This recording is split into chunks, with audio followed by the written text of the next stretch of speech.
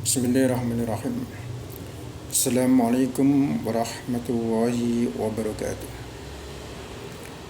Alhamdulillah wassalatu wassalamu ala asyrafil anbiya'i wal mursalin wa ala alihi wa ashabihi wa man tabi'ahum bi ihsanin ila yaumiddin.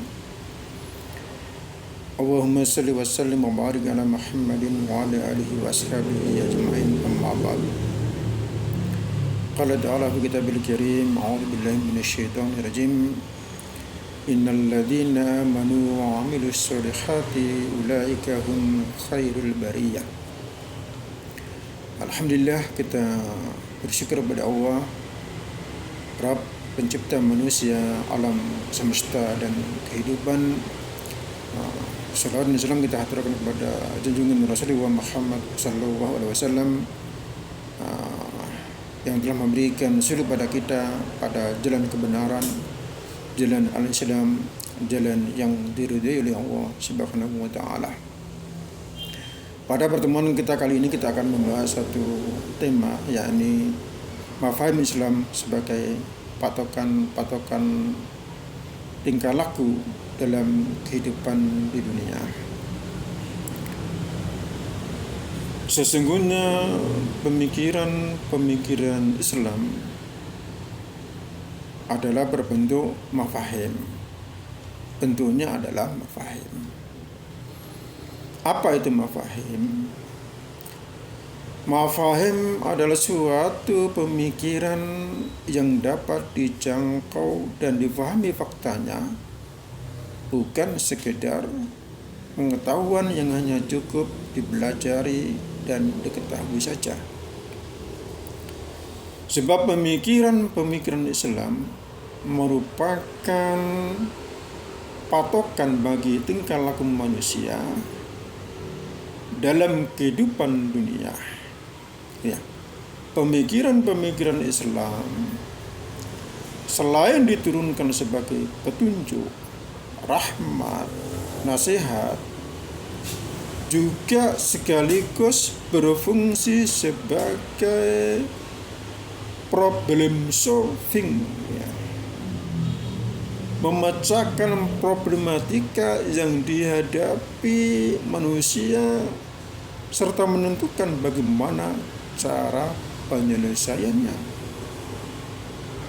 Oleh karena itu, setiap muslim harus memahami nas-nas syara yang diturunkan memang untuk diterapkan dan secara khusus untuk mengatur aktivitas dan perilaku manusia. Dengan kata lain, mafahim Islam harus ada pada diri seseorang. Setiap muslim wajib menyadari bahwa Islam datang dengan membawa mafahim, gitu loh. Ya. Mafahim ini untuk mengarahkan perilaku manusia, sehingga ia dalam kehidupan dunia ini akan mengambil setiap pemikiran Islam sebagai aturan di dalam kehidupannya, bukan mengambil aturan-aturan lain, apakah itu aturan yang bersumber dari kapitalisme maupun komunisme. Ya, maka harus pula dimengerti, apabila pemikiran Islam itu hanya diambil dari segi pengajarannya, ya, maka akan hilang warna aslinya, yaitu perannya sebagai aturan yang mengatur perilaku manusia, gitu ya. Tidak bisa Islam itu diambil dari aspek pengetahuannya saja. Islam itu harus diambil terkait dengan aspek perilakunya. Sehingga kaum muslimin gitu ya, tidak diperbolehkan gitu ya, menjadikan Islam itu sebagai aspek ilmu pengetahuan saja. Meskipun ya, di dalam Al-Quran, di dalam Islam itu diterangkan di dalamnya ilmu kedokteran, ilmu fisika, ilmu kimia, ilmu geografi, ya, astronomi dan lain-lain sebagainya itu tidak ada kaitannya dengan perilaku manusia. Semua ayat-ayat yang terkait dengan perkara-perkara itu atau semacamnya itu sebenarnya adalah dalam rangka untuk menundukkan akal manusia gitu ya.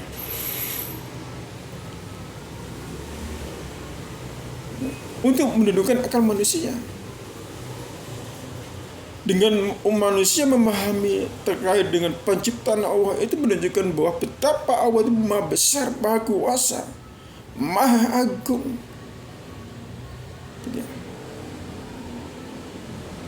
Bahwa tanda-tanda keberadaan Allah itu real gitu.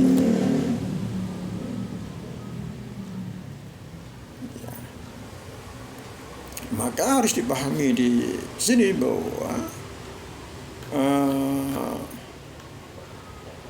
setiap muslim wajib memahami gitu ya.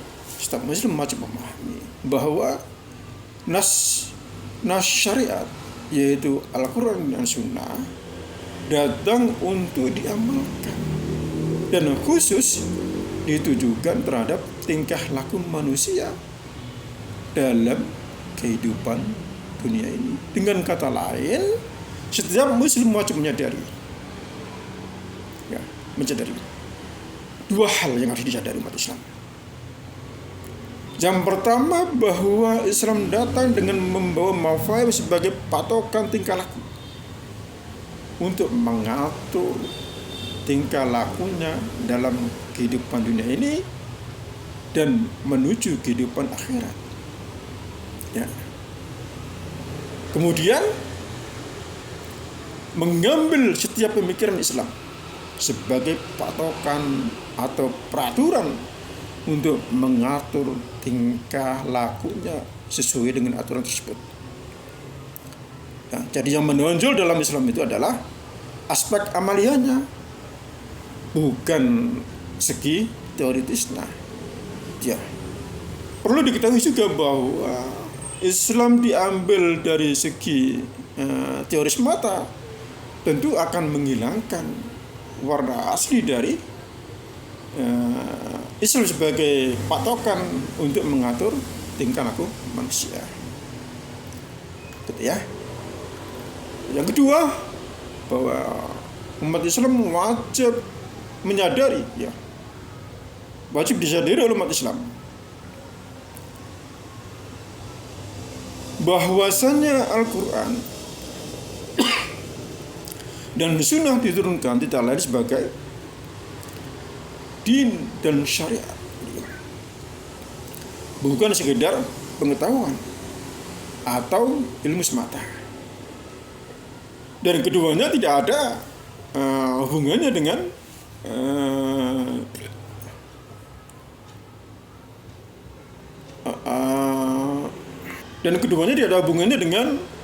pengetahuan manapun gitu ya. Baik itu ilmu sejarah, geografi, ilmu alam, kimia atau penciptaan yang lain gitu ya.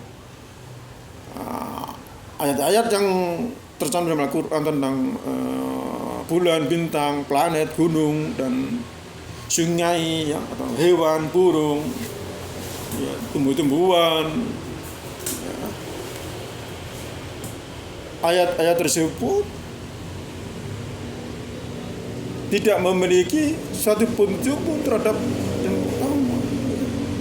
Ayat-ayat itu bermaksud mengajak manusia memerhatikan kuasaan Allah, menjadi petunjuk terhadap keagungan Allah, serta memberi petunjuk pada manusia tentang hal-hal yang dapat menundukkan akalnya, gitu ya, agar dengan demikian manusia itu benar-benar beriman kepada Allah SWT.